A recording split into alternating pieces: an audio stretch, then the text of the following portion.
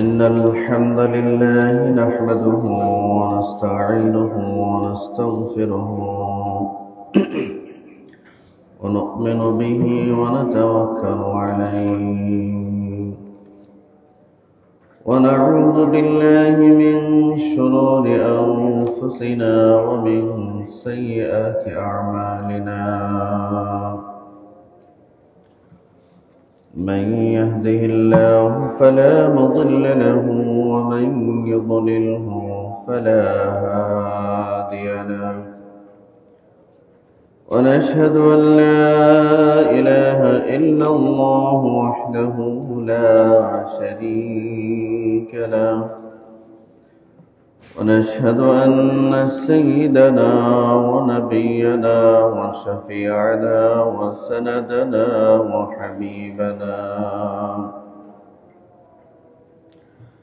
وحبيب ربنا ومولانا محمدا عبده ورسوله الذي أرسله بالحق بشيرا ونذيرا وداعيا إلى الله بإذنه وسراجا وقمرا منيرا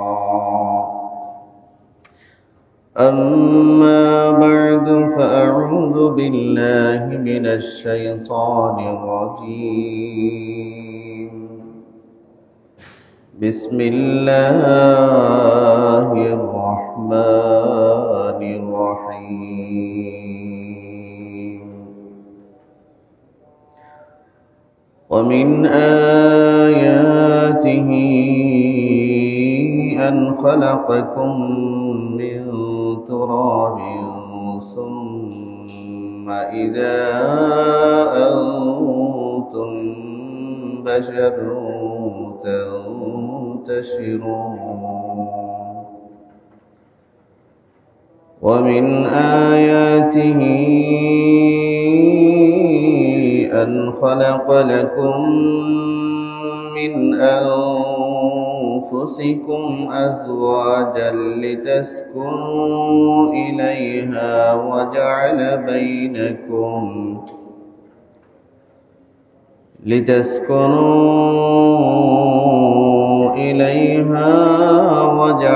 بينكم مودة ورحمة إن في ذلك لآيات لقوم يتفكرون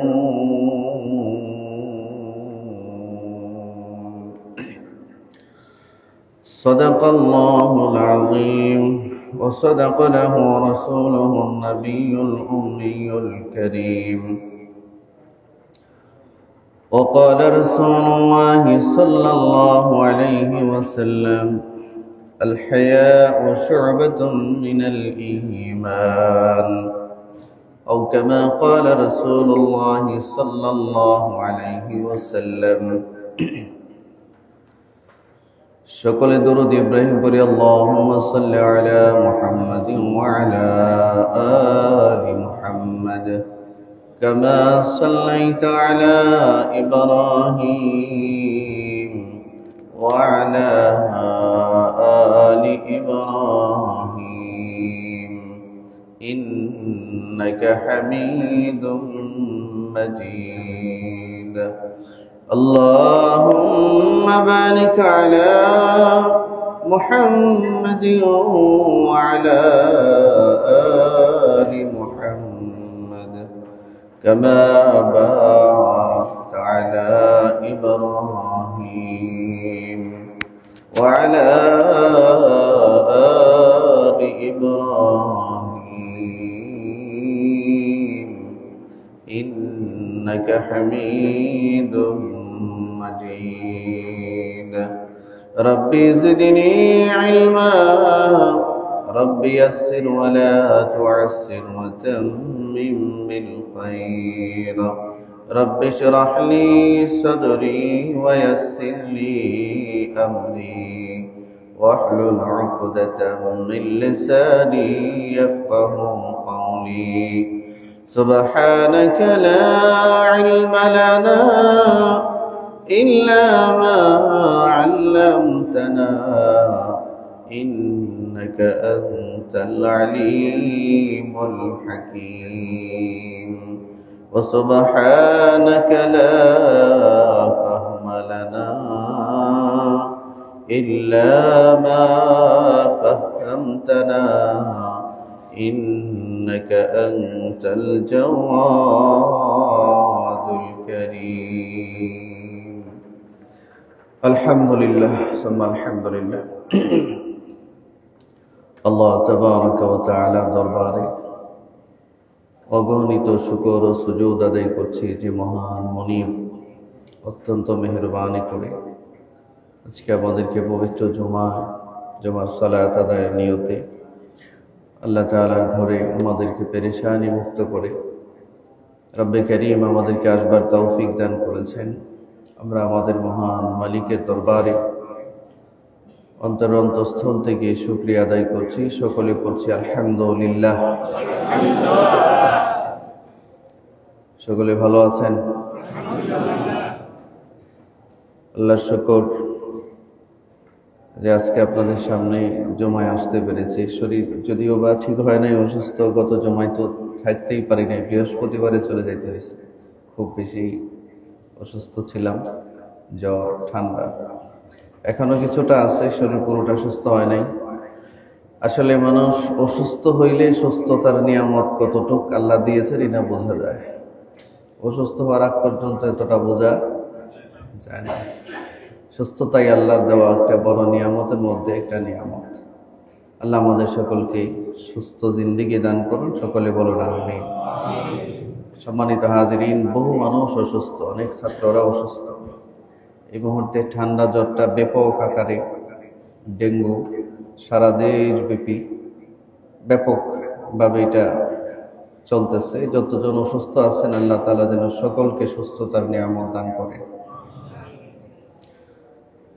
আজকের জুমায় আপনাদের সামনে আমি কোরআনুল কারীমের সূরা রুমের 21 এবং 20 এবং 21 নম্বর আয়াত তিলাওয়াত করেছি। মশহুর প্রসিদ্ধ কেন হাদিসের টুকরা আপনাদের সামনে তিলাওয়াত করেছি।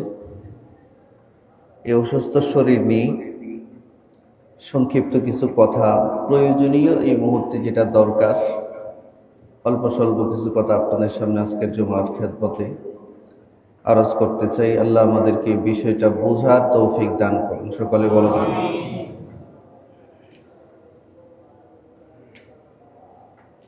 আমি যে আয়াত আপনাদের সামনে তিলাওয়াত করেছি, আল্লাহর কিছু নিদর্শন, আল্লাহর ক্ষমতার কিছু বহির্প্রকাশ ধারাবাহিকভাবে আয়াতগুলোতে তিনি আলোচনা করেছেন। এর মধ্যে একটা বিষয় এখানে উপস্থাপিত হয়েছে। আল্লাহ তাআলা বলেন, বিসমিল্লাহির রহমানির রহিম,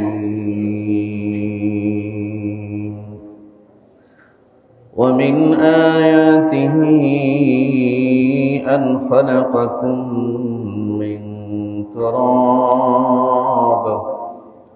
আল্লাহ তাআলা বলেন, ও মিন আয়াতিহি, আল্লাহর যত নিদর্শন আছে, আল্লাহর যত আয়াত আছে, নিদর্শন আছে, এর মধ্যে একটা গুরুত্বপূর্ণ নিদর্শন হলো আন খালাকাকুম মিন তুরাব, আমি আল্লাহ তোমাদেরকে মাটি থেকে সৃষ্টি করেছি। মানুষকে সৃষ্টি করেছেন কোত্থেকে? জোরে বলেন, জোরে জোরে। আমাদের সৃষ্টি মাটি থেকে। কোথা থেকে? মাটির মানুষ একটা সময় মাটির সাথে মিশে যাবে। আমাদের শেষটা কি? মানে আমাদের শুরু মাটি থেকে, মিশেও যাব মাটির সাথে। আবার একটা সময় মাটি থেকে আল্লাহ আমাদেরকে জীবিত করবেন, উঠাবেন। ঈমান আছে তো এই কথাতে? এই কথাতে ঈমান আছে তো? এই কারণে একজন মুসলমান মারা গেলে আমরা যখন তাকে কাফনের কাপড় পরায়া, জানাজা পড়ায়া কবরে রাখি। আশপাশে যারা থাকে গোরস্থানের পাশে, কবরের পাশে, মুর্দা দাফন করার সময় এক মুষ্টি মাটি হাতের মধ্যে নিয়ে আমরা পড়ি মিনহা খালাকনাকুম। পড়ি না? এটা পড়ি না? জানেন না? বলেন মিনহা খালাকনাকুম ওয়া ফিহা নুঈদুকুম ওয়া মিনহা নুখরিজুকুম তারাতান উখরা। মিনহা খালাকনাকুম অর্থ হচ্ছে এই মাটি থেকে তোমাকে সৃষ্টি করা হয়েছিল। ওয়া ফিহা নুঈদুকুম, আবার এই মাটিতে তোমাকে ফেরত দেওয়া হলো। ওয়া মিনহা নুখরিজুকুম তারাতান উখরা, শেষ বিচারের দিন সিংগায় ফুৎকার হওয়ার সাথে সাথে আবার এই মাটি থেকে তোমাকে বের করে নিয়ে আসা হবে। আবার এখান থেকে মানুষের উত্তোলন হবে। এইটা আমাদের আদ্যপান্ত কিন্তু এটাই। মাটি ছিলাম, এখন একটা দেহ দিয়েছেন, অবয়ব দিয়েছেন কিছুদিনের জন্য। আবার এই দেহ থেকে যখন প্রাণ বের হয়ে যাবে, রূহ বের হয়ে যাবে, আবার আমরা মাটির সাথে মিশে যাব। এটা কিন্তু 100 বছর পরে না, 500 বছর পরেও না,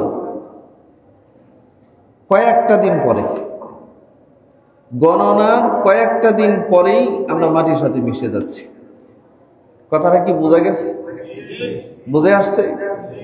মোটামুটি 100-200 বছর বেঁচে থাকবেন এমন কেউ আছে নাকি এখানে?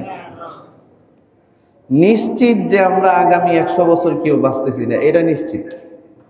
দোয়া এখন আপনি যতই করেন আর টাকা আপনার যতই থাকে, দুনিয়ার যত দামি হসপিটালে চিকিৎসা করেন, 100 বছর বাঁচার কোনো গ্যারেন্টি এই জামানার কোনো মানুষের নাই। ঠিক যে একজনে বললেন, মিথ্যা কথা বললাম? আপনি যত টাকাই হোক, আপনি কি পারবেন 100 বছর বাঁচতে? বাঁচে না, কেউ বাঁচে না। যত ক্ষমতাই থাকে কেউ বাঁচে না। তার মানে এটা নিশ্চিত আমরা আর 100 বছর বাঁচব না। হায়াতের দিন কারো আর 50 বছর বাকি, কারো 20 বছর, কারো 10 বছর, কারো 5 বছর, কারো 1 বছর, কারো 1 দিন। যখন এই হায়াতের রশি ছিঁড়ে যাবে, ডাক পড়ে যাবে, সবার চলে যেতে হবে। এত সুন্দর দেহটা মাটির সাথে মিশায় দিবে, শোয়ায় দিবে। 1 সপ্তাহ 2 সপ্তাহ যেতে না যেতে আমাদের দেহ মাটির সাথে মিশে যাবে। মাটির দেহ মাটির সাথে। আল্লাহ বলেন, এ মানুষ শোনো, আমার যত নিদর্শন আছে, যত আলামত আছে, যত ক্ষমতা আছে, ক্ষমতা আমার কি ক্ষমতা আছে? ক্ষমতার মধ্যে একটা ক্ষমতা হলো আমি আল্লাহ মিন আয়াতিহি আন খালাকাকুম মিন তুরাব, তোমাদেরকে কিন্তু মাটি থেকে আমি সৃষ্টি করেছি। তোমাদের সৃষ্টির মূল উপাদান হলো মাটি। অল্প কয়েকটা দিন ক্ষমতার মালিক হয়ে, সম্পদের মালিক হয়ে ধরাকে সরা জ্ঞান করবো না, আবারও কিন্তু আমি আল্লাহ তোমাদেরকে মাটিতে ফেরত নিব, আবার মাটিতে ফেরত দিব তোমাকে। এটা আমার ক্ষমতা। সারা পৃথিবী মিলেও এই ক্ষমতাকে চ্যালেঞ্জ করবার ক্ষমতা কারো। পৃথিবীর এমন কোন মানুষ পাবেন না যে মরণ অস্বীকার করে। এমন মানুষ আছে যারা মরার পরের জীবন স্বীকার করে, এদেরকে নাস্তিক বা বেঈমান কাফের বলা হয়। অনেকে মনে করে যে মরার পরে কোনো জীবন নাই, কিন্তু মরণ আছে যে এই কথাটা অস্বীকার করার ক্ষমতা কারো নাই, ঠিক না? মরণ আছে, মরণের হাত থেকে বাঁচার কোনো রাস্তা কারো। আল্লাহ পাক বলেন, শোনো, আমার ক্ষমতার একটা ক্ষমতা তোমাদের সামনে বললাম। আমি আল্লাহ তোমাদেরকে মাটি থেকে সৃষ্টি করেছি। এটা আমার নিদর্শন, এটা আমার ক্ষমতা, এটা আমার আলামত। আমারও যদি কেউ চিনতে চাও, তা আমি বললাম আমি তোমাদেরকে মাটি থেকে বানাইছি। এটা আল্লাহ চেনার একটা বড় উপায়। সুবহানাল্লাহ বলেন। এরপর আল্লাহ রাব্বুল আলামিন বলেন, সুম্মা ইদা আনতুম বাশার, শোনো, মাটি থেকে তোমাকে সৃষ্টি করার পরে আমি আল্লাহ তোমাকে বাশারিয়ত দিয়েছি, একটা মানব আকৃতি দিয়েছি। মানব আকৃতি সুন্দর করে যত্ন করে তোমারে বানাইছি। এবং সমস্ত সৃষ্টি জগতের মধ্যে একটা আলাদা শ্রেষ্ঠত্বতা দিয়েছি, নাম দিয়েছি আশরাফুল মাখলুকাত। মানুষ, মানুষ তুমি সৃষ্টির শ্রেষ্ঠ জীব। সুবহানাল্লাহ। মানুষের চেয়ে দেখতে সুন্দর অনেক কিছু দুনিয়াতে আছে, কিন্তু শ্রেষ্ঠত্বটা আল্লাহ তাআলা তাকে দেন নাই। মানুষের চেয়ে দেখতে উঁচা লম্বা শক্তিশালী জীব জানোয়ার দুনিয়ায় অনেক আছে, কিন্তু মানুষের মতো শ্রেষ্ঠত্বটা আল্লাহ কাউকে দেন নাই। সৃষ্টির সেরা জীব মানুষ। সুবহানাল্লাহ বলে। মানুষের মধ্যে আল্লাহ আকল দিয়েছেন, আকল, জ্ঞান, জ্ঞান, বুদ্ধি। এটা দুনিয়ার বড় বড় প্রাণীকে আল্লাহ দেন নাই। মানুষের মধ্যে একটা ফিতরত দিয়েছেন, ভালোবাসা, মহাব্বত, সৌজন্যতাবোধ। মানুষের মধ্যে জ্ঞানের এক সমাহার আল্লাহ করেছেন, এটা অন্য কাউকে আল্লাহ করেন নাই। পৃথিবীর কুকুর, বিড়াল, ভেড়া, গরু, ছাগল আপনি যতই শিক্ষা দেন, কিন্তু মানুষের মতো শিক্ষা দেওয়া আদৌ সম্ভব নয়। ঠিক না? এটা সম্ভব না। আল্লাহ বলেন, শোনো, বড় যত্ন করে না মাটি থেকে তোমাকে আমি সৃষ্টি করে মানব আকৃতি দিয়েছি। আনতুম বাশার, তোমাকে মানুষ বানাইছি। বাশার মানে বলা হয় মানুষ, মানবীয় গুণাবলী আমি তোমাকে দান করেছি। মানুষের মানবীয় গুণাবলী হলো এরা হালাল হারাম চিনবে, জায়েজ না জায়েজ চিনবে, কোনটা গায়রুল্লাহর পথ, কোনটা তাওহীদের পথ, কোনটা শিরিকের পথ, কোনটা তাওহীদের পথ, এটা তারা চিনবে। কোনটা জায়েজ, কোনটা না জায়েজ, এটা তারা চিনবে। এই জন্য মানুষ, ইনসান, বাশার, এটা আমি অন্য প্রাণীকে দেই নাই। গরু ছাগলের জন্য জায়েজ না জায়েজের কোনো মাসালা নাই, আছে নাকি বলেন? গরু, ছাগল, ভেড়া, অন্যান্য পশুদের জন্য হালাল হারামের কোনো মাসালা আছে? হ্যাঁ, বিড়ালের জন্য হালাল হারামের মাসালা আছে? কুকুর, হালাল হারামের মাসালা আছে? আচ্ছা, হালাল হারামের মাসালা কার জন্য? এই কথাটা আসতে বললে হবে না, সবাই একটু জোরে বলেন তো। হালাল হারামের যে মাসালাটা, এই বিষয়টা কার সাথে সম্পৃক্ত? মানুষ ছাড়া অন্য কোন প্রাণীর সাথে হালাল হারামের কোনো সম্পর্ক নাই। আছে? এরপর আল্লাহ রাব্বুল আলামিন বলেন, শোনো, তানতাশিরুন, আমি মানুষ বানাইলাম, বানায়া সারা দুনিয়ায় তোমাদেরকে আমি ছড়াইয়া ছিটাইয়া দিলাম।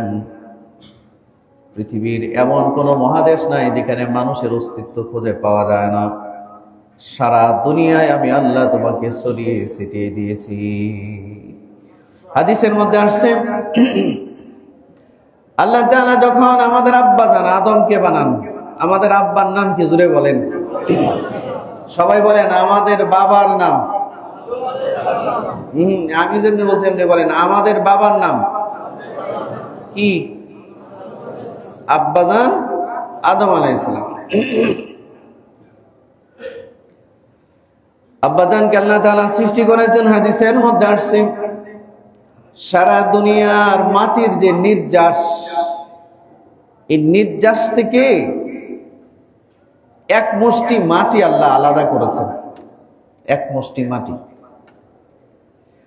এই মাটি থেকে বিনা ডিজাইনে আল্লাহর পছন্দ মতো আল্লাহ আদম আলাইহিস সালামকে বানাইছেন। সুবহানাল্লাহ। আদম আলাইহিস সালামকে বানাইছেন মাটির, আদম নবীর দেহের মাটি সারা দুনিয়ার মাটির সংমিশ্রণ।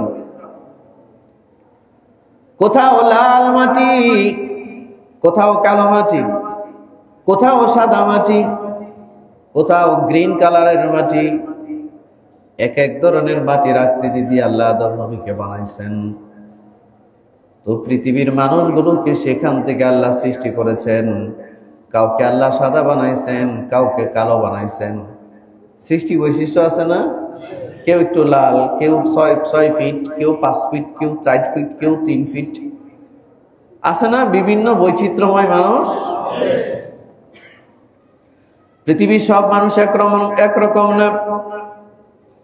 আপনি আফ্রিকায় গেলে দেখবেন এখানে সব মানুষ কালো। আফ্রিকান সব কি কালো। আফ্রিকার সাদা মানুষ বুঝে পাইবেন না।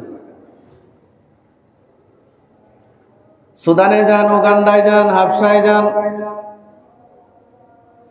সাউথ আফ্রিকায় যান, এই সমস্ত অঞ্চলে সব মানুষ কালো, সাদা খুঁজে পাবেন না।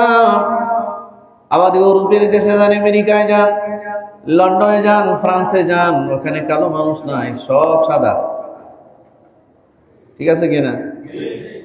আর এই এশিয়া মহাদেশে আছেন হরেক রকম মানুষ আছে।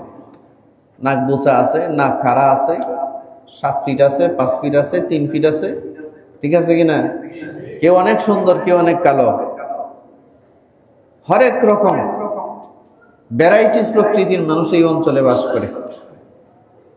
কিন্তু আপনি ইউরোপে কোথাও যান, এই ভ্যারাইটিস মানুষ নাই, সব এক কালারের মানুষ। কথা বোঝা গেছে? আফ্রিকায় সব এক কালারের মানুষ। বাংলাদেশে কেউ অনেক সুন্দর, আবার কেউ খুব কালো। বিভিন্ন শ্রেণী পেশার মানুষ আল্লাহ এই অঞ্চলে সৃষ্টি করেছে।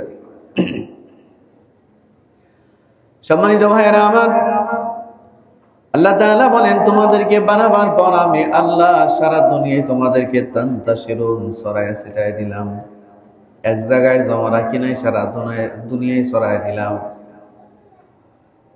তোমাদের জন্য আমি নবী পাঠাইছি। নবী মানুষ দুনিয়াতে পাঠানোর পরেই মানুষকে আল্লাহর কথা বলার জন্য, হালাল হারাম শেখাবার জন্য নবী পাঠাইছেন। আল্লাহ কি পাঠাইছেন? নবীরা এসে মানুষকে তার স্রষ্টার পরিচয় শিখাইছেন, যে তাদেরকে এক স্রষ্টা সৃষ্টি করেছেন।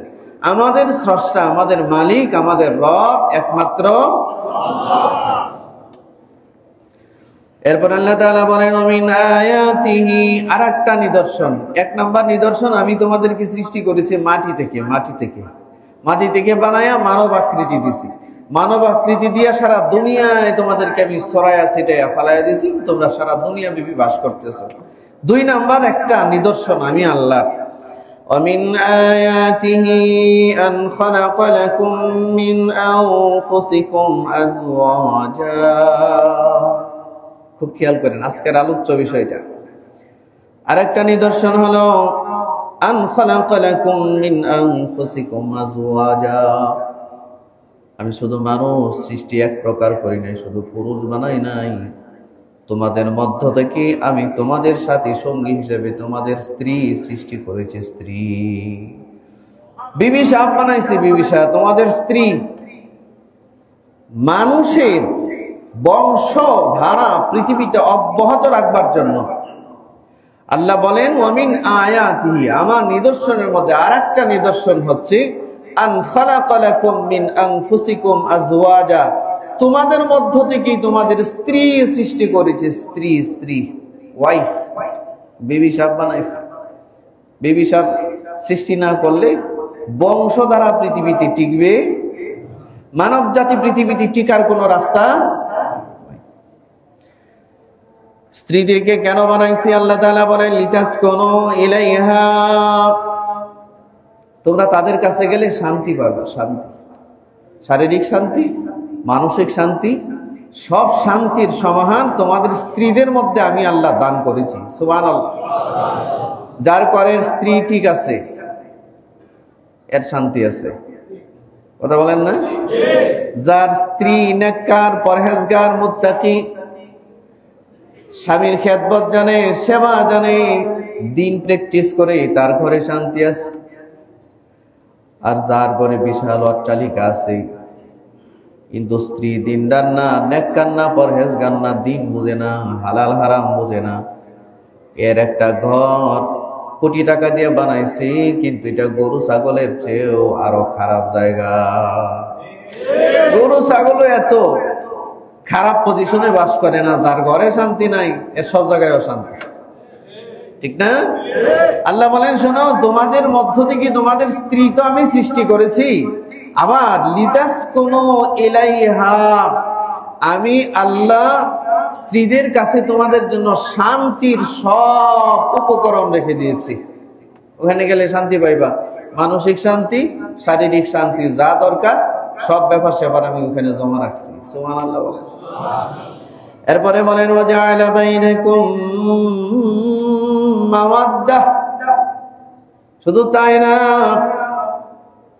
আমি তোমাদের স্ত্রীদের মধ্যে মাওয়াদ্দা দান করেছি। মাওয়াদ্দা বলা হয় ভালোবাসা, হৃদ্যতা, সম্প্রীতি। স্ত্রীদের মধ্যে ভালোবাসা দিয়েছে, ভালোবাসা। সুবহানাল্লাহ বলবেন। 2 নাম্বার ওয়ারহমা, মায়া, মমতা। এটা মায়া স্ত্রীদের মধ্যে দিয়েছি। আপনারা আয়াতটার দিকে খুব খেয়াল করেন, আল্লাহ কি বলেন, আমরা কোন পথে আছি আর আল্লাহ কি বলছেন, আমাদের ভুল কোথায়।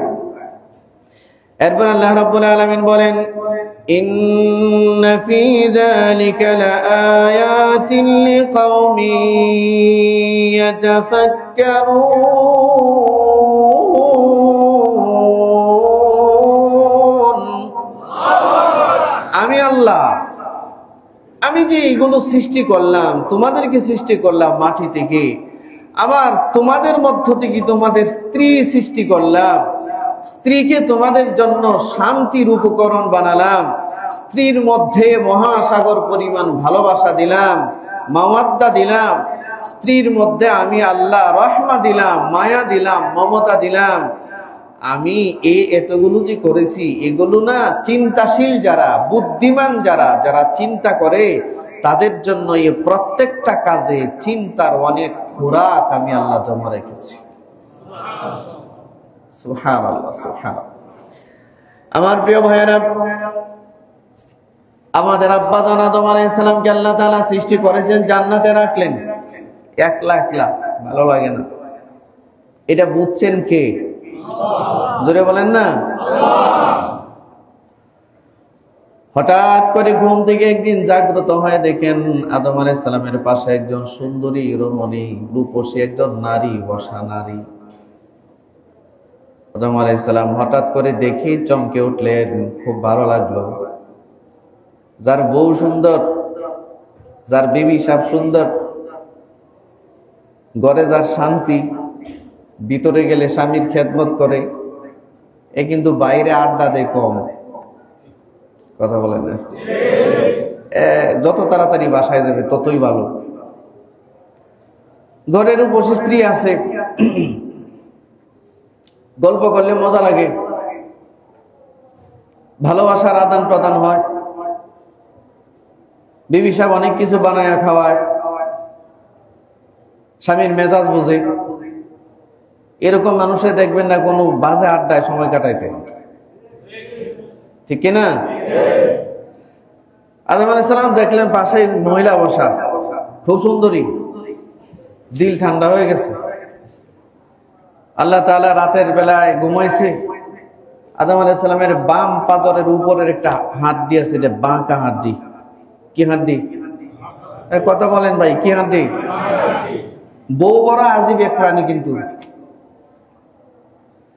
স্ত্রী যেরকম শান্তিরও কারণ ও অশান্তিরও কারণ। কথা ঠিক আছে কিনা? স্ত্রী যদি কারো ভালো হয়ে যায় তো আর দুনিয়া বলা আখেরাত ভালো। আজ যদি স্ত্রী কারো উল্টা পাল্টা হয়ে যায়, এর দুনিয়া বরবাদ, আখেরাত বরবাদ, ঠিক না? হাওয়া আলাইহিস সালামরে বানাইছেন বাঁকা হাড্ডি থেকে। কোন হাড্ডি থেকে?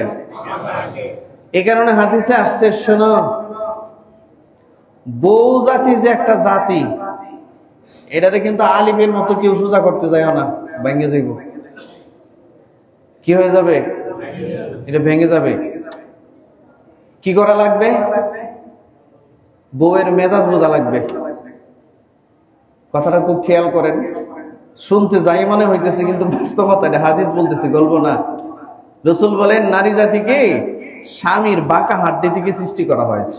কোন হাড্ডি থেকে? তো স্বভাবজাত হিসেবে নারীরা একটু বাঁকা থাকে, বাঁকা। সোজা জিনিসটা সোজা একটু বুঝে কম, একটু ঘুরায় পেঁচায় বুঝে, সব জিনিস ঘুরায় পেঁচায় বুঝে। আপনি যত সহজে বলবেন উনি তত সহজে বুঝবে না, এটারে আরো সরু সরাইয়া লাগাইয়া বুঝবে। কথা বুঝতে পারছেন? তো এই বিষয়টা একজন স্বামীর ধৈর্য ধরতে হবে। ধৈর্য ধরে এটাকে সারা জীবন লালন পালন করে বুঝে শুনে নেওয়া লাগবে। কিন্তু এইখানে যদি স্ত্রীর সাথে গন্ডগোল বাজে, হ্যাঁ আমি বলি একরকম তুমি বুঝো আর একরকম, আমি বলি একটা তুমি করো আর একটা, এই সারাক্ষণ যদি কেট কেট কেট কেট কেট কেট বেট বেট সংসারে করতে থাকেন, এই সংসার মোটামুটি একটা ছোটখাটো জাহান্নাম হয়ে যাবে। ঠিকবে না এটা কথা? ঠিক আছে কিনা? তা আল্লাহ তাআলা নারী জাতিকে সৃষ্টি করেছেন বাঁকা হাড্ডি থেকে। স্বভাবজাত তার একটা চিন্তা চেতনা বাঁকা থাকবে, বাঁকা। আপনি যতই তারে সোজা বুঝাইতে যাবেন এটা হবে না। এইটা তাকে বুঝা, এটা নবীও বুঝছেন। আল্লাহ রাসূল সাল্লাল্লাহু আলাইহি ওয়াসাল্লাম উম্মাহাতুল মুমিনিন হযরত আয়েশা রাদিয়াল্লাহু তাআলা আনহার ঘরে, এই দিন নবীজি হযরত আয়েশার ঘরে থাকবার কথা। হযরত হাফসা রাদিয়াল্লাহু তাআলা আনহা একটা বাটির মধ্যে খাবার জাতীয় একটা বিষয়, এটা দুধ হতে পারে আবার অন্য কোনো খাবার, হযরত হাফসার কাছে হাদিয়া আসছে। হাদিয়া একটা বাটিতে করে নবীজির জন্য পাঠায় দিয়েছে। কার জন্য পাঠাইছে? নবীজি ওই দিন কার ঘরে? হযরত হাফসার ঘরে, হযরত আয়েশা রাদিয়াল্লাহু তাআলা আনহার ঘরে। এদিন থাকার কথা হযরত আয়েশার সাথে, কিন্তু খাবার হাদিয়া পাঠাইছে কে? আরে কথা বলেন না ভাই, জোরে বলেন। হযরত হাফসা খাবার পাঠাইছে। কেন হাফসা খাবার পাঠাইছে? বাটি, যেটা বাটি, যে বাটিটা দুধ পাঠাইছে, তখন তো আর স্টিলের বাটি ছিল না, মাটির বাটি ছিল, মাটি। কথা বুঝতে পারছেন? বাটি হাতে ধরে নবীজির সামনে এমন আসার দিছে, বাটি শেষ, খাবারও শেষ, ভেঙে গেছে। কার সামনে ঘটছে ঘটনাটা বলেন তো? আরে জোরে বলেন। রসুলের সামনে, নবীর সামনে খাবার দিছে আরেকজনে, আরেকজন স্ত্রী খাবার হাদিয়ে আসছে, এদের একটু অংশ নবীজির জন্য পাঠাইছে। এইটা হযরত আয়েশার গায়রতে লাগছে। হ্যাঁ, আমার ঘরে আজকে থাকার কথা, আমার স্বামী আমার কাছে থাকবে, কি খাওয়াবো না খাওয়া এটা আমার বিষয়, এ আবার খাবার পাঠাইছে কেন? রাগের ঠেলায় বাটি সহ মাটিতে ফিকে মরছে, দুধ টুধ সহ সিটে মিটা নবীজির চেহারায় পড়ছে এবং বাটি ভেঙে গেছে। মসজিদে নববীতে সাহাবায়ে কেরাম বসা, বিশাল আওয়াজ। আপনি আমি কি করতাম? আজকে তোর একদিন নাইলে আমার একদিন, ঠিক না? আল্লাহ রাসূল একটু বিরক্ত হইলেন না? ঘর থেকে বের হয়ে গেলেন, ভাঙ্গা বাটির টুকরাগুলো একটা একটা করে জমা করতেছে আর মুস্কি হাসে। সাহাবায়ে কেরাম তাকায় আছে, বলে মাইন্ড করো না, আমিও মাইন্ড করছি না। কেননা নারী জাতি সৃষ্টিগতভাবে একটু বাঁকা বাঁকা, এটারে সোজা করণ যেত না বেশি, একটা বেশি সোজা করতে গেলে সমস্যা। নবীজি বাটি ভাঙ্গা একত্রিত করতেছেন আর সাহাবীদেরকে বলতেছেন এটা ইবরত হাসিল করো, শিক্ষা। বউ যদি মাঝে মধ্যে ভাঙ্গা ভাঙ্গি করে লায় তাহলে মারামারি করণ যেত না। নবীজি যখন বাটি একত্রিত করছেন আর বলছেন ঋতু সৃষ্টিগত একটু তেরা, একজনে একটু দুধ দিছে, এটা তার খুব খারাপ লাগছে। আচ্ছা, বাটি না ভাঙলেই তো হইতো, ফেরত দিলেই তো হইতো, কথা ঠিক আছে কিনা? কিন্তু না, ভাঙ্গে ফেলাইছে। এর মানে এই না হযরত আয়েশা রাদিয়াল্লাহু তাআলা আনহার দোষ চর্চা করছি, বিষয় এরকম না। হযরত আয়েশা নবীজির কলিজা টুকরা স্ত্রী, অনেক বেশি মহব্বত করতেন, ভালোবাসতেন, বয়সও কম। নবীজি মাইন্ড করলেন না, নিজে বাটি বুটি ভাঙ্গা বাটি একত্রিত করে এক পাশে রেখে দিছে। সাহাবায়ে কেরাম তাকায় আছে, তো নবীজি সাহাবীদেরকে বলতেছেন তোমাদের ছোট আম্মাজানের আজকে মাথা গরম, তাকায় থেকে লাভ নাই, যার যার কাজ করো। নবীজি ভাঙ্গা বাটি নিয়ে রুমের এক পাশে রেখে দিছে। হযরত আয়েশার মাথা যখন ঠান্ডা হয়েছে, এবার রাসূলের সামনে গিয়া কান্নাকাটি করতেছে যে হুজুর আমি তো বিয়াদবি করে ফেলছি, বুঝতে পারিনি। মহিলারা কিন্তু এই কাজটা একটু বেশি করে, ঠিক না? কিন্তু আপনি যদি সাথে সাথে অ্যাকশনে যান, হ্যাঁ এই করলা কেন, সেই করলা কেন, তাহলে মোটামুটি রাশিয়া আর আমেরিকার যুদ্ধ আপনার বাসায় লাগবে, লাগবে না? এই জন্য কিছু স্যাক্রিফাইস করতে হবে। সংসার জীবন চালাইতে হলে স্যাক্রিফাইস লাগবে, একটু ছাড় দেওয়ার মানসিকতা লাগবে। আমি কি কথাটা বুঝাইতে পারছি? আচ্ছা, আল্লাহ তৌফিক দান করুক। যাই হোক, আল্লাহ রাব্বুল আলামিন বলেন, শোনো, তোমাদের স্ত্রীদের মধ্যে আমি কয়েকটা গুণ রাখছি। এর মধ্যে একটা গুণ হচ্ছে, স্ত্রী যদি কারো ভালো হয়ে যায়, ঘরে গেলে অনেক শান্তির উপকরণ তোমাদের স্ত্রীদের মধ্যে আছে। মাওয়াদ্দা দিয়েছেন, অনেক ভালোবাসা দিয়েছেন। এমন স্ত্রী আছে স্বামীর জন্য জীবন দিয়ে দিবে, আছে না? সমস্ত সুখ বিসর্জন দিয়ে দিবে সে। অসুস্থ স্বামীকে ফেলে সে চলে যাবে না। নিশ্চিত জানবার পরেও যে তার স্বামীর ক্যান্সার হয়েছে, 2-3 মাস বাঁচবে, তারপরে তার স্ত্রী যাবে না, তার খেদমত করবে। এমন নেককার স্ত্রী আছে কিনা? আল্লাহ রাব্বুল আলামিন বলেন, স্ত্রীদের মধ্যে আমি শান্তি রেখেছি, শান্তি।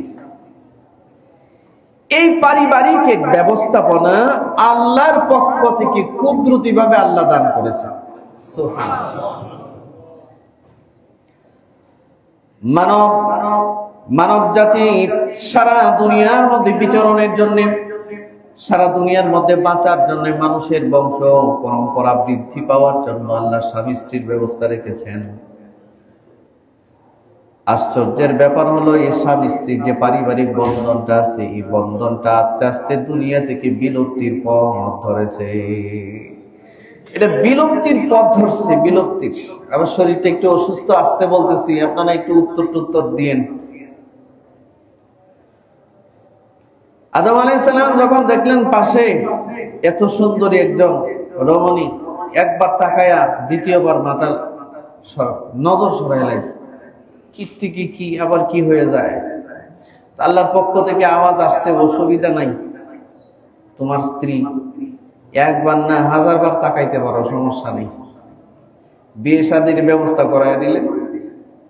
আব্বা মা, আব্বার নাম আদম, মার নাম হাওয়া। জান্নাতে এক জীবন শুরু হয়েছে। বিয়ে শাদী করাইয়া দিলেন আল্লাহ, হালাল করে দিলেন। কি করে দিলেন? আদম আলাইহিস সালাম যখন প্রথম দেখছেন একটু মাইল বেশি হয়ে গেছে, যে মনে হয় যেন এখনই কাছে গিয়ে আদর শুরু করে দিবেন। আল্লাহ বললেন, আরে না, একটু থামো, কিছু বিষয়াদি আছে, এটারে জায়েজ করা লাগবে। কি করা লাগবে? বিয়ে শাদী করানো লাগবে। বিয়ে শাদী ছাড়া হবে না, বিয়ে শাদী করাই দিলেন। আব্বাজান আম্মাজানের বিয়ে হইল মুসলিম উম্মার জন্য, মানব জাতির জন্য বংশ পরম্পরায় পৃথিবীতে বেঁচে থাকার হালাল এক পদ্ধতির নাম হচ্ছে বিয়ে। স্বামী স্ত্রীর একটা পারিবারিক সংসার, ঠিক কিনা জোরে বলেন? দুর্ভাগ্যজনক বিষয় হচ্ছে, বর্তমান পৃথিবীতে এই স্বামী স্ত্রীর পারিবারিক সংসারটা ভেঙ্গে চুরমার করে দিয়েছে পশ্চিমারা। ওয়েস্টার্ন কালচার, পশ্চিমা সভ্যতা, এই সংস্কৃতি, স্বামী স্ত্রী নামে যে একটা বন্ধন আছে, এই বন্ধনটাকে ওরা কেটে টেনে হিসড়ে ধ্বংস করে দিয়েছে। পশ্চিমা দেশগুলোতে হালাল হারামের বাছ বিচার এখন আর তারা করে না। কথা বলেন না কেন? এই ফ্যানটা একটু দেন। হালাল হারামের বাছ বিচার তারা করে না। কিসের বিয়ে শাদী? বিয়ে শাদীর অনুভব তারা এখন আর করে না। এখন তারা যেটা করে, এটার নাম হচ্ছে, আপনারা একটু সচেতন যারা আছেন তারা একটু চেষ্টা করে দেখেন, সার্চ দিয়ে দেখবেন, ইউরোপে পারিবারিক বন্ধন একেবারেই ধ্বংসের দ্বার প্রান্তে। 18 বছর যদি কোনো বাচ্চার হয়ে যায়, এই বাচ্চা কখনোই তার মা বাবার আন্ডারে আর থাকে। বাচ্চা তার স্বাধীন চেতা জিন্দেগি চালায়। কোথায় যাবে, কার সাথে রাত কাটাবে, এটা একান্তই তার ব্যাপার। তার কাছে কোনো ইন্টারফেয়ার করা যায় না। এটা পশ্চিমাদের সংস্কৃতি। দুর্ভাগ্যজনক ব্যাপার হলো, এই পশ্চিমাদের সংস্কৃতি, এই অসভ্য সংস্কৃতি বাংলাদেশের মতো একটা মুসলিম রাষ্ট্রে আমদানি করার জন্য বেশ কিছু শয়তান উঠে পড়ে লেগেছে। এই শয়তানরা বাংলাদেশে পশ্চিমাদের এই ওয়েস্টার্ন কালচার বাংলাদেশে এনে বাংলাদেশের পারিবারিক বন্ধনটাকে ধ্বংস করে দেওয়ার ষড়যন্ত্রে মেতে উঠেছে। অলরেডি তারা অনেক ক্ষেত্রে সাকসেসফুল হয়েছে। আমি গত সপ্তাহে দেখলাম বাংলাদেশের ইংলিশ মিডিয়ামের একটা মেয়ে এটা আদালতে গেছে তার মা বাবার বিরুদ্ধে মামলা করার জন্য, এবং মামলা করছে। আপনারা এটা কি দেখছেন কিনা, খবর শুনছেন কিনা? ইংলিশ মিডিয়ামে পড়ে, সে তার মা বাবার বিরুদ্ধে 16-17 বছরের একটা বাচ্চা, মেয়ে বাচ্চা, ইংলিশ মিডিয়ামে পড়ে, এটা আদালতে গেছে তার মা বাবার বিরুদ্ধে মামলা করতে। কি মর্মে মামলা করছে? মামলা করছে এই মর্মে যে তার মা বাবা তার উপরে জুলুম করে, নানান কথাবার্তা বলে, এটা সে মানতে রাজি না। তার মা বাবা তার উপরে অনধিকার চর্চা করছে, মা বাবার শাসনের ভেতরে সে থাকতে রাজি না, এই জন্য মা বাবার বিরুদ্ধে মামলা করছে। বাংলাদেশে এই প্রথম কোন সন্তান মা বাবার বিপক্ষে আদালতে গিয়ে মামলা করেছে। বাংলাদেশ সৃষ্টি হওয়ার পরে এরকম ন্যাক্কারজনক ঘটনা দ্বিতীয়টা ঘটে। এই কালচার কিন্তু ইউরোপিয়ানদের কালচার। লন্ডন আমেরিকায় আপনি যাবেন, কানাডায় যাবেন, অস্ট্রেলিয়ায় যাবেন, সন্তানকে যদি আপনি শাসন করেন আর একবার যদি টেলিফোন করে পুলিশ স্টেশনে, ও মা বাবারা এসে ধরে নিয়ে যায়। কেন সন্তানকে শাসন করা হবে? আপনারা বলেন, একটা রাষ্ট্রের কালচার যদি হয় এমন, মা বাবা তার সন্তানকে শাসন করতে পারবে না, এই সমাজ কি সভ্য সমাজ গড়বে? এই সমাজ কি সভ্য হবে? আমাদের যে দেশে, বাংলাদেশের যে মেয়েটা তার মা বাবার নামে মামলা করেছে, সাংবাদিকরা জিজ্ঞাসা করছে, তোমার মা বাবা তাদের শাসন করার অধিকার নাই? না, কিসের শাসন করার অধিকার? তারা তোমাদের শ্রদ্ধার পাত্র, তোমাকে তারা জন্ম দিছে। কিসের জন্ম দিছে? মা বাবার জৈবিক চাহিদা পূরণ করছে, আর আমি দুনিয়াতে এসে বসছি, আমার উপরে তাদের কিসের অধিকার? আস্তাগফিরুল্লাহ। ইংলিশ মিডিয়ামে বলে। আমাদের দেশে আবার কিছু মানুষ আছে, তাদের বাচ্চা কাচ্চা ইংলিশ মিডিয়ামে পড়াইতে পারলে নিজেদেরকে কোন জগতের যে মানুষ তারা মনে করে। এটা মাঝে মধ্যে খুব দুঃখ লাগে, গর্ব করে বলে যে হুজুর, আমার মেয়েটা ইংলিশ মিডিয়ামে পড়ছে, আমার ছেলেটা ইংলিশ মিডিয়ামে পড়ছে, আমার ছেলেটা তো ইংলিশ মিডিয়ামে স্কলারশিপ নিয়ে অস্ট্রেলিয়া চলে গেছে, আমার মেয়েটা ইংলিশ মিডিয়ামে স্কলারশিপ নিয়ে কানাডায় চলে গেছে। ভাবে সবে মনে হয় জান্নাতে চলে গেছে, ঠিক না? অথচ এই সন্তান মা বাবা মরলে তাদের জানাজায় হাজির হয় না। মা বাবার জন্য রব্বিরহামহুমা কামা রাব্বায়ানি সগীরা বলে দোয়া করতে হয়, এই কথাটা তারা জানে না। আপনারা বলেন, যে সন্তান মা বাবার নামে মামলা করে, মা বাবার বিচার চায়, এই সন্তান কি রব্বিরহামহুমার দোয়া করবে নাকি? মা বাবার নামে যে মামলা করে, সে কি রব্বিরহামহুমা পড়বে? জীবনেও পড়বে না। এটা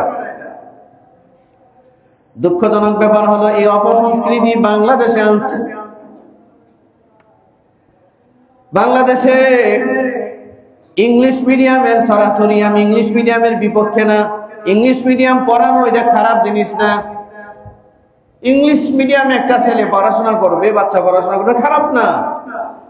কিন্তু আপনি ইংলিশ মিডিয়ামে পড়াতে গিয়ে আপনার যুবতী একটা মেয়েকে ওই ওয়েস্টার্ন কালচারে, এই সমস্ত পশ্চিমা অসভ্য যে পোশাক আদি আপনি আপনার বাচ্চাদেরকে পড়ান, এটা হচ্ছে সমস্যার ব্যাপার, ঠিক কিনা ধরে বলেন? আপনি গুলশান, বনানী, ধানমন্ডি যান, বড় লোকদের ছেলে মেয়েরা দেখবেন বাংলাদেশে ঘুরতেছে, এটা মনে হবে না যেটা মুসলমানের কোন সন্তান। হাফ প্যান্ট পরে ঘুরতেছে, একটা যুবতী মেয়ে হাফ প্যান্ট পরে ঘুরতেছে, একটা যুবক ছেলে হাঁটুর উপরে হাফ প্যান্ট পরে ঘুরতেছে রাস্তায়। এই যে কালচারটা, এই কালচারটা কি কোনো মুসলিম সমাজের কালচার না? এটা পশ্চিমাদের কালচার। কোন মুসলিম সমাজে কি এই কালচার চলতে পারে?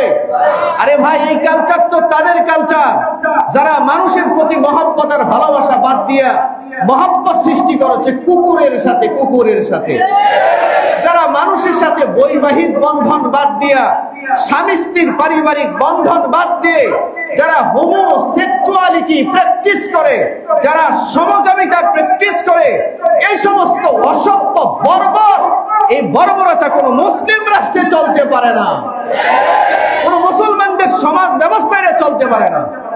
মুসলমানদের জন্য আল্লাহ তাআলা জীবন ব্যবস্থা দিয়েছেন, হালাল হারামের বিধান দিয়েছেন। কথা ঠিক কিনা জোরে বলেন?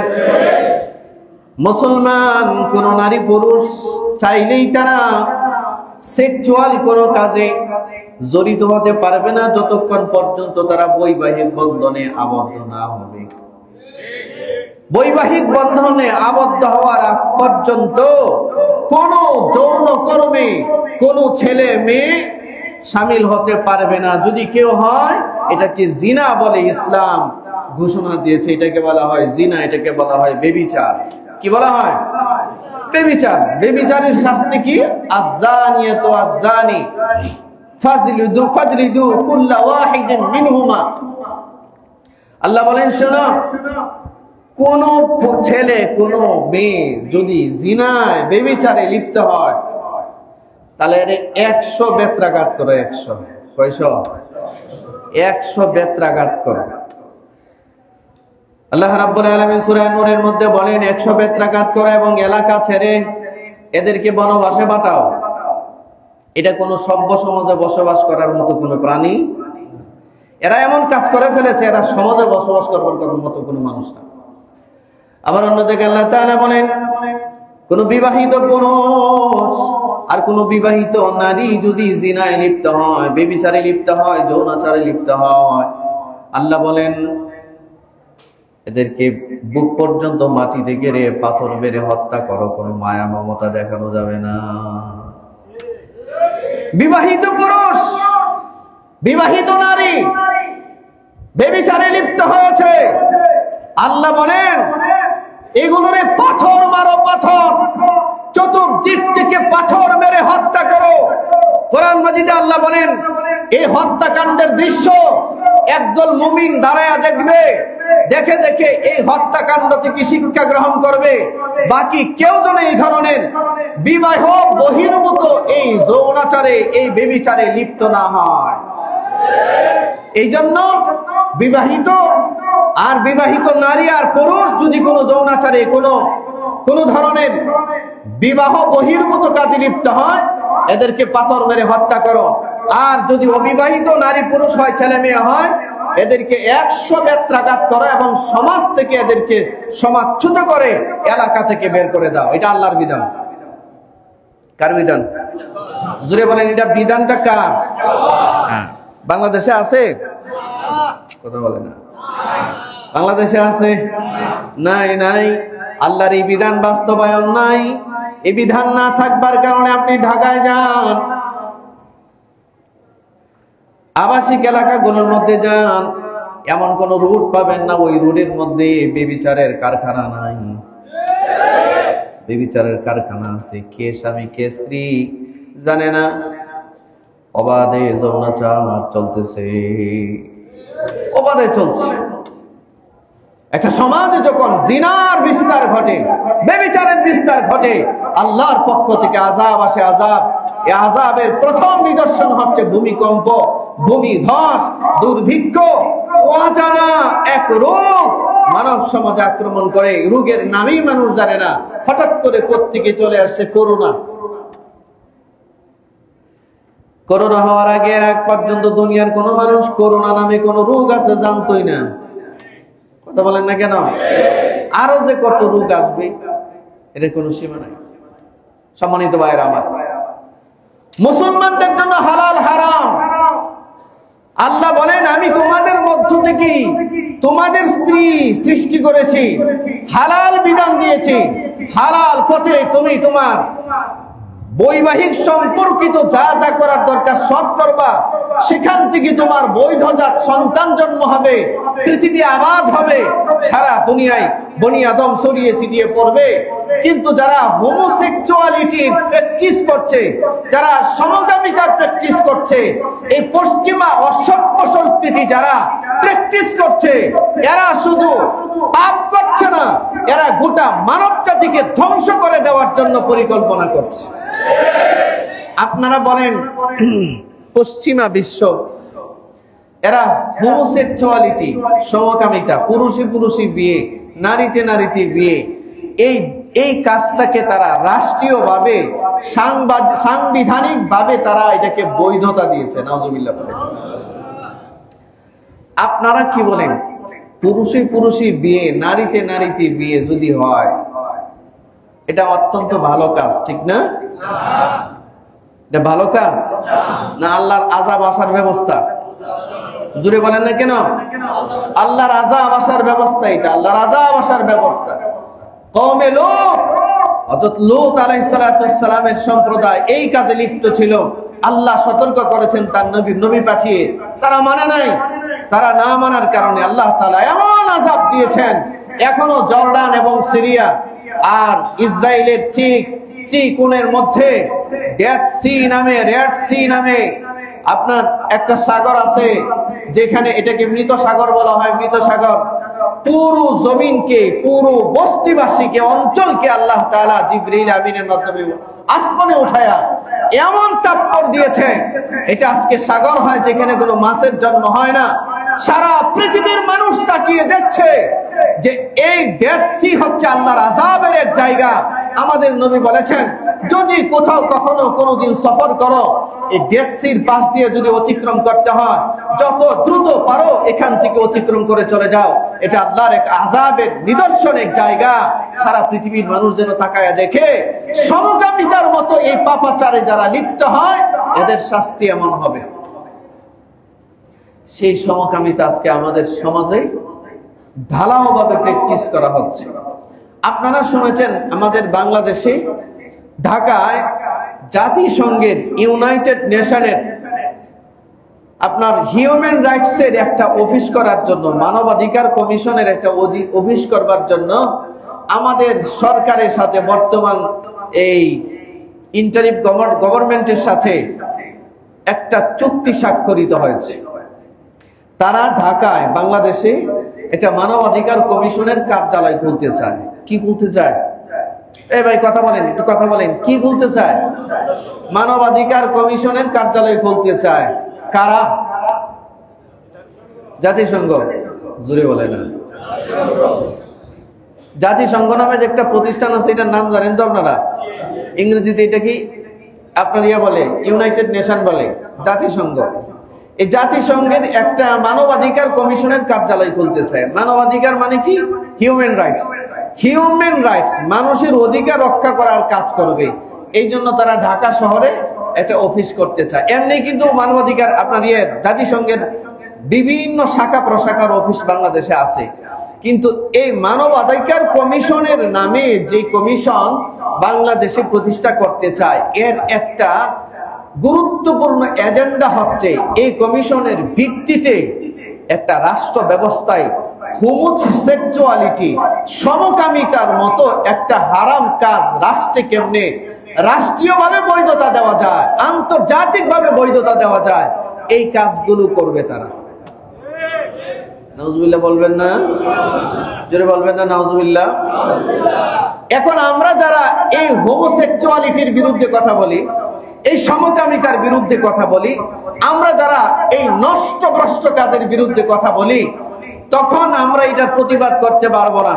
তখন মানবাধিকার এই কমিশন থেকে, কার্যালয় থেকে বিবৃতি দিবে, কোন পুরুষ যদি পুরুষকে বিয়ে করে সংসার চালাইতে চায়, কোন নারী যদি নারীকে বিয়ে করে সংসার চালাতে চায়, তাহলে এটাকে হস্তক্ষেপ করা যাবে না, ধর্মীয় ভাবে তাকে নিষিদ্ধ করা যাবে না।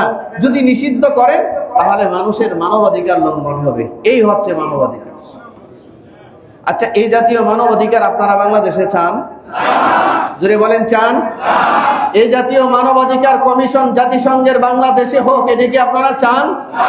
মানবাধিকারের বিপক্ষে আমরা বাংলাদেশে জাতিসংঘের এই জাতীয় নষ্টভ্রষ্ট কাজকে জায়েজ করবার জন্য যে মানবাধিকার কমিশনের প্রস্তাবনা বাংলাদেশ সরকারকে দেওয়া হয়েছে, এই মানবাধিকারের জাতিসংঘের মানবাধিকার কমিশন বাংলাদেশে হতে দেওয়া যাবে না, হতে দেওয়া হবে না। যদি এটা দেওয়া হয়, একটা সময় বাংলাদেশের আমাদের যে নিজস্ব স্বকীয়তা আছে, রাষ্ট্রীয় যে স্বকীয়তা আছে, ধর্মীয় যে স্বকীয়তা আছে, এটা রক্ষা করা সম্ভব হবে না। সম্মানিত ভাইরা আমার, জাতিসংঘে আর কাজ খুঁজে পায় না। এরা আসছে বাংলাদেশে মানবাধিকার কমিশন কার্যালয় প্রতিষ্ঠা করে এই হোমোসেক্সুয়ালিটি, সমকামিতাকে আন্তর্জাতিকভাবে বৈধতা দেওয়ার জন্য। এদের উদ্দেশ্য শুধু এটা না, আরো অনেক কিছু। আমরা এই ধরনের কার্যালয় বাংলাদেশে চাই না। আচ্ছা, ওরা আমাদেরকে মানবাধিকার কমিশন কার্যালয় খুলে মানবাধিকার শিক্ষা দিতে চায়। আচ্ছা, আপনারা বলেন তো দেখি, ইসলাম একটা কমপ্লিট ধর্ম না ইনকমপ্লিট ধর্ম? ফুল কমপ্লিট ধর্ম না ইনকমপ্লিট ধর্ম? ফুল কমপ্লিট ধর্ম। আমাদের ধর্মে মানবাধিকার নাই? জোরে বলেন না কেন? আমাদের ধর্মে মানবাধিকার নাই? এক হাদিস আল্লাহ রাসূল সাল্লাল্লাহু আলাইহি ওয়াসাল্লাম বলেন, ইন্নাল জান্নাতা তাশতাকু ইলা খামসাতি নাফার। 5 শ্রেণীর মানুষের জন্য জান্নাত অপেক্ষা করছে।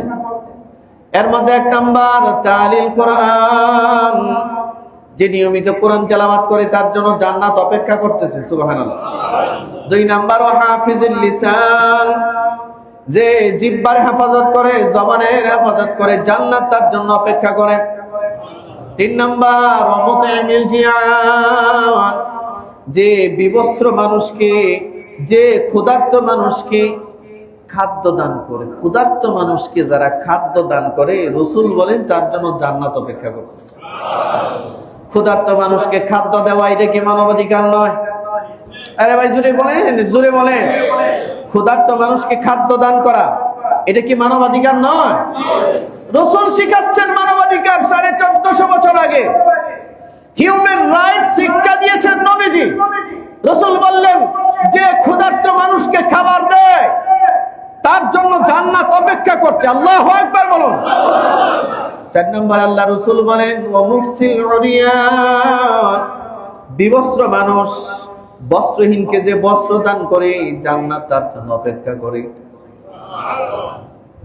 অন্য হাদিসে আল্লাহ রাসূল বলেন, মান কানা ইউমিনু বিল্লাহি ওয়াল ইয়াউমিল আখির, যে আল্লাহর উপর ঈমান রাখে, পরকালের উপর ঈমান রাখে, ফালইউকরিম দাইফাহু, সে যেন তার মেহমানের কদর করে, মেহমানদেরকে যেন কদর করে।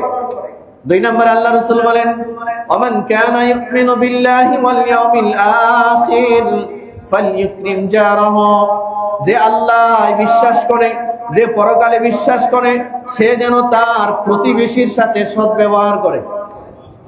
সুবহানাল্লাহ, যে আসতে বললেন, প্রতিবেশীর সাথে যেন সদ্ব্যবহার করে। তার অন্য হাদিসে আল্লাহ রাসূল বলেন, তোমার বাসায় যদি কোনো ভালো খাবার রান্না করো, কোনো গোশত রান্না করো, গোশতের মধ্যে ঝোল বাড়ায়া দাও, ঝোল বাড়ায়া দিয়া তোমার প্রতিবেশী যারা আছে, এটা কি মুসলমান কি অমুসলমান, তুমি একটু ভালো তরকারি তার ঘরে দিয়া খাওয়া দাওয়া, নিজে খায়ও তারেও দিও। সুবহানাল্লাহ, যে আসতে বললেন। আল্লাহ রাসূল বলেন, প্রতিবেশীর হক রক্ষা করো, প্রতিবেশীকে নিজে কিছু খাইলে প্রতিবেশীর দিয়া খায়ও। সুবহানাল্লাহ। আচ্ছা, এর চেয়ে বড় মানবাধিকার পৃথিবীতে আর কে দিয়েছে? আর কেউ দিয়েছে? অথচ ওয়েস্টার্ন কালচারের দিকে তাকায় দেখেন, পশ্চিমাদের দিকে তাকায় দেখেন, এরা প্রতিবেশীকে খাবার দিবি তো দূরের কথা, প্রতিবেশীকে তরকারি দিবি তো দূরের কথা, প্রতিবেশী মরে পচে দুর্গন্ধ হয়ে যায়, খবর নেয় না। এরা কেউ কাউকে জিজ্ঞাসা করে না। এদের যত সম্পর্ক, যত মহব্বত সব কুত্তার সাথে। ইউরোপে, আমেরিকা, লন্ডনে, কানাডা, অস্ট্রেলিয়া, ইউরোপের প্রত্যেকটা দেশে তাকিয়ে দেখেন, যদি এক একটা দেশে 10 কোটি পরিবার থাকে, 10 কোটি পরিবারের 10 কোটি কুত্তা আছে। কুত্তা, কুকুর। কথা বুঝছেন? একটা কুকুরের বাচ্চাকে যত মহব্বত করে, এরা মানুষকে তত মহব্বত করে না। নিজের বাচ্চা খাইছে কি খাইছে না খবর নেয় না, কিন্তু কুত্তার বাচ্চা বুকি নিয়ে ঘুমায়। মানুষ যখন বৈধতা ছেড়ে দিয়া হারাম পথে পা বাড়ায়, তখন আল্লাহ তাআলা হারাম তার উপরে সওয়ার করায় দেয়। এই জন্য ওদের সমাজে স্বামী স্ত্রীর বন্ধন নাই, বন্ধন হলো কুত্তার সাথে, কুকুরের সাথে। ঘর থেকে বেরোইছে বাচ্চা হাতে নিয়ে বেরোবে না, ঘর থেকে বেরোইছে নিজের স্ত্রীকে হাতে নিয়ে বের হবে না, না কুত্তা একটা হাতে নিয়ে বেরোইছে। ঠিক, এটা আপনারা বললেও ঠিক, না বললেও ঠিক। তার চেয়ে জোরে সুরে বলেন ঠিক কিনা? এই হলো ইউরোপিয়ানদের কালচার। ওরা স্বামী স্ত্রীর বন্ধনে বিশ্বাস করে না, এরা পরিবারে বিশ্বাস করে না। এদের যত মহব্বত দুনিয়ার সবচেয়ে নিকৃষ্ট প্রাণী কুকুরের সাথে। একটা সারা পৃথিবীর হিউম্যান বিং মানুষ মরে শেষ হচ্ছে, ওদের কিছুই যায় আসে না, কিন্তু কুত্তার গায়ে আসর দেওয়া যাবে না। সব মহব্বত কুত্তার সাথে ওদের। আপনারা কি কথাটার মধ্যে কোনো যুক্তি খুঁজে পান না? আমার এই কথায় যুক্তি নাই। কারো আত্মীয় স্বজন যদি ইউরোপে থাকে খোঁজ নিয়ে দেখেন, এমন একটা পরিবার পাবেন না যে তাদের পরিবারে কুত্তা নাই। কথা ঠিক আছে কিনা? অথচ হাদিসে আল্লাহ রাসূল বলছেন কুত্তা থেকে দূরে থাকো, বিড়াল পালো। বিড়াল আমাদেরকে আমাদের নবী শিক্ষা দিয়েছেন বিড়াল পালো। বিড়াল একটা পবিত্র প্রাণী। বিড়ালের সাথে ঘষা লাগলে কাপড় নাপাক হয় না, কুত্তার সাথে ঘষা লাগলে কাপড় নাপাক হয়।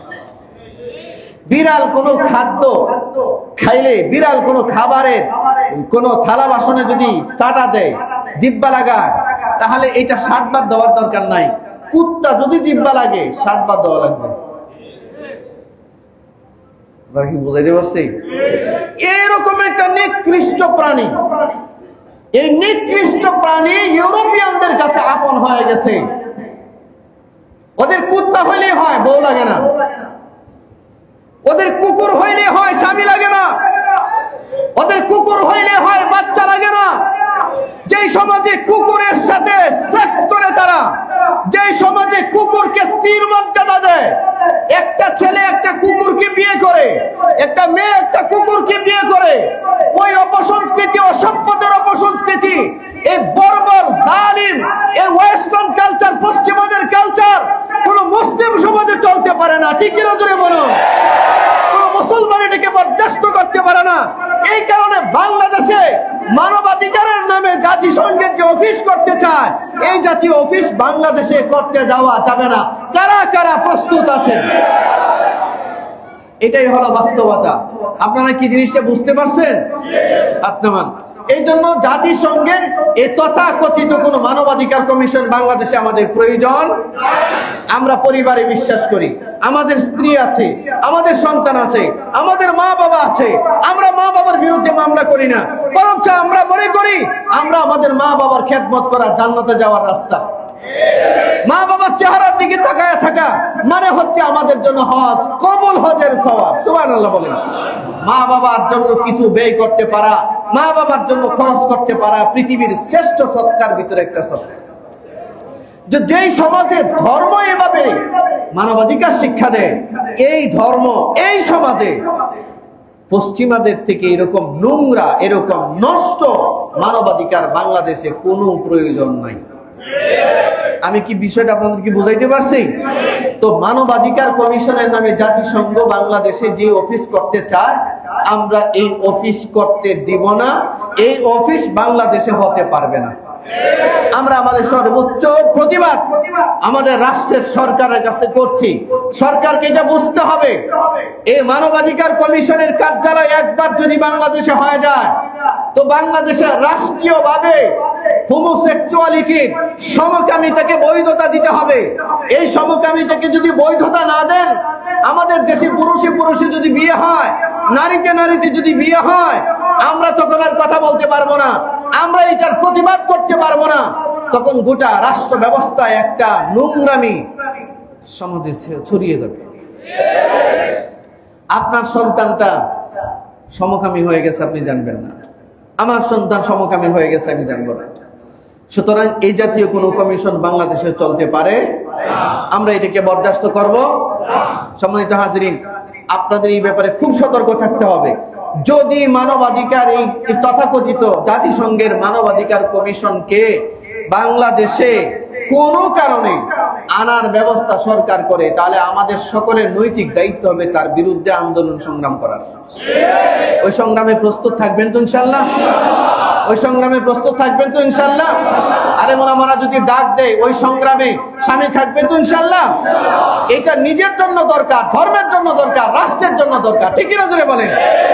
সুতরাং আমাদের সমাজে আল্লাহ বলে দিয়েছেন স্বামী স্ত্রীর বন্ধন দুনিয়ার শ্রেষ্ঠ বন্ধন, ঠিক কিনা? স্ত্রীর কাছে যাবে শান্তি, সন্তান লালন পালন। আচ্ছা আপনারা বলেন তো দেখি, এরা শুধু পাপ করছে না তো? পুরুষে পুরুষে যদি বিয়ে হয়, নারীতে নারীতে যদি বিয়ে হয়, আচ্ছা এই পৃথিবীর মানুষ কতদিন টিকবে? পৃথিবীটা 20-50 বছর টিকবে? 50 বছরের ভিতরে সারা দুনিয়া এমনি খালি হয়ে যাবে। কারণ নতুন করে মানুষ পৃথিবীতে আসার তো কোনো ব্যবস্থা নেই।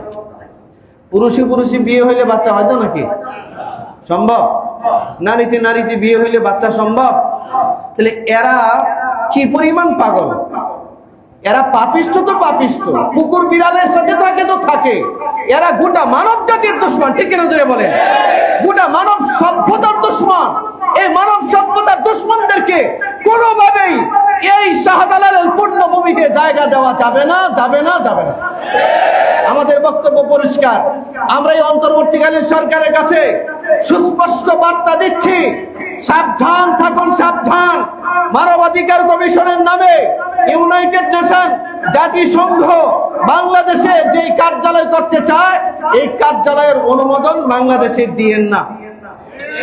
আর যদি ক্ষমতার ব্যবহার করে কার্যালয়ের অনুমোদন দেন, এইটার যত পাপের দায়ভার আছে সব আপনারা গ্রহণ করবেন, ঠিক আছে কিনা? আর আমরা আমাদের সাধ্য অনুযায়ী সর্বোচ্চ প্রতিবাদ প্রতিরোধ যতটুকুন করার দরকার আমরা ততটুকুন করবো ইনশাআল্লাহ।